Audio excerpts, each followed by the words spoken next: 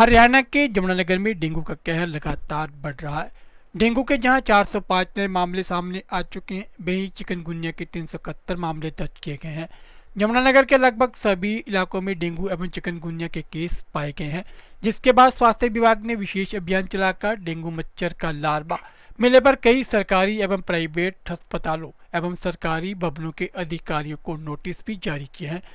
Deputy civil surgeon doctor Sushila Saini ने बताया, पिछले वर्ष में आज की डेट में 250 के लगभग केस दर्ज किए गए थे, जबकि अब 405 के सामने आए हैं। वही चिकनगुनिया के पिछले वर्ष अब तक मात्र 2 मामले सामने आए थे, लेकिन अभी 250 मामले चिकनगुनिया के सामने आए हैं। अधिक जानकारी के लिए देखते रहें अजीत समाचार वेब टीवी।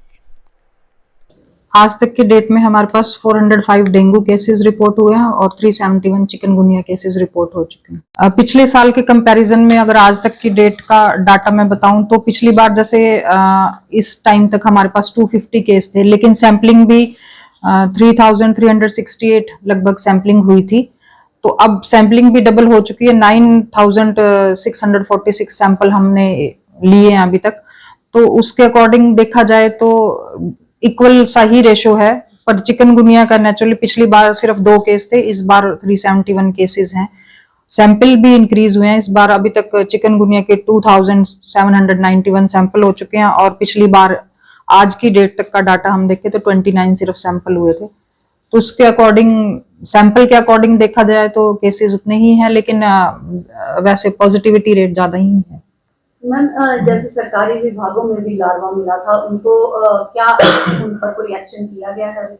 उनको हमने नोटिस दिए हैं, उनको हमने लेटर भी लिखी है कि वो अपना नोडल ऑफिसर डेजिग्नेट करें। जैसे स्वास्थ्य मंत्री जी की भी अपील थी कि हर रविवार को लोग अपने घरों में सूखा दिवस मनाएं। ऐसे ही जैसे ऑफिसेज कार्यालय उनके लिए हमने बोला था कि फ्राइडे को वो अपने वहां किसी भी नोडल ऑफिसर डेजिग्नेट कर दें जो उनके ऑफिसेज पूरा चेक करे, वहां पे कोई लार्वा नहीं होना चाहिए, क्योंकि खुद ही अगर बीमार हो जाएंगे तो फिर दूसरों का तो क्या ही ट्रीटमेंट करेंगे। तो हर फ्राइडे को एवरी ऑफिस में हमने बोला हुआ है कि ड्राई डे मनाया जाए। सारे कूलर, टंकियां, सब जहां पे भी पानी इकट्ठा है वो साफ किया जाए।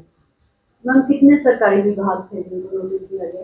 ऐसे अभी तक तो जैसे हम तो हर वीकली बेसिस पे हम करते हैं, इवन एवरी फ्राइडे हम प्राइवेट हॉस्पिटल्स और जो भी जिसके एरिया में जो भी प्राइवेट हॉस्पिटल आता है या सरकारी हॉस्पिटल आता है या फिर सरकारी कार्यालय, उनमें दोबारा विजिट करते हैं।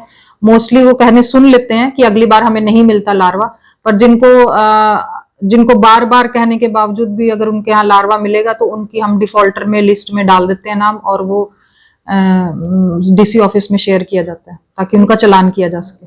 लोगों को जागरूक से समय समय पे IC-BC एक्टिविटीज लोगों को जाके हमारी टीम समझाती है। जैसे मुखर्जी पार्क में जो स्लम एरियाज था, वहां पे लोगों ने काफी अपने आप ही इनिशिएटिव लिया। जो खाली प्लॉट्स पड़े थे उन्होंने खुद ही इकट्ठे होके वो साफ सफाई कराई। अब वो किसी को भी वहां कूड़ा और गंदगी फैलाने नहीं देते हैं। इवन वो हमें भी कहते हैं अब हम पूरे अच्छी तरह से समझ गए हैं, अब वहां से केसेस भी नहीं आ रहे। तो सारे अगर इस तरह से जागरूक हो जाएंगे, कुछ एरियाज हैं मुखर्जी पार्क में भी, हमीदा में भी, आजाद नगर में भी ऐसे ही है।